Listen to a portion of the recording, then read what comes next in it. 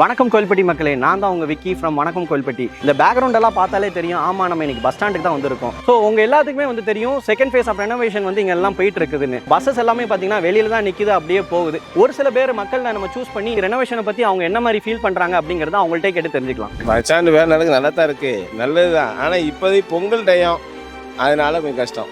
வேலைக்கு போகிறவங்க எல்லாத்துக்கும் ரொம்ப கொஞ்சம் சிரமமாக இருக்குது.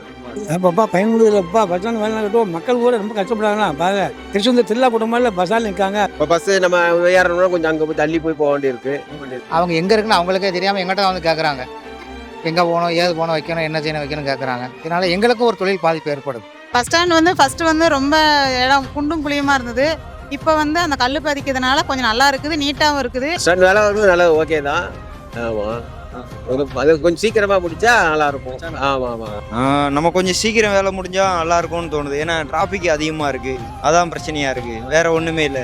மதுலாம் வேலை பார்க்கறது நல்லது தானே, மக்களுக்கு தானே உபயோகம் பொருள் தானே, அதனால நல்லது தான். இப்போதைக்கு படுற கஷ்டத்தை நினச்சி சங்கடப்படுறத விட பின்னாடி நல்லா இருப்போம் அப்படின்னு நினைக்கிறப்ப அது கொஞ்சம் யூஸ்ஃபுல்லாக இருக்குது. ஸோ ரினோவேஷன் ப்ராசஸ் போயிட்டு இருக்கனால சில பல நிறை குறைகள் இருக்க தான் செய்யும். அதை முடிஞ்ச வரைக்கும் நம்ம கவர்மெண்ட் ஃபிக்ஸ் பண்ண தான் ட்ரை பண்ணுறாங்க. இந்த மீன் டைம் பப்ளிக் நம்ம தான் அவங்களுக்கு ஒத்துழைப்பு கொடுத்து சப்போர்ட் பண்ணணும். ஸோ அது மூலமா நம்மளுக்கு ஒரு நல்ல பஸ் ஸ்டாண்ட் கிடைக்கும். ஸோ இந்த மாதிரி கோவில்பட்டி பத்தின அப்டேட்ஸ் தெரிஞ்சுக்க நம்ம வணக்கம் கோவில்பட்டி பேஜை ஃபாலோ பண்ணிக்கோங்க.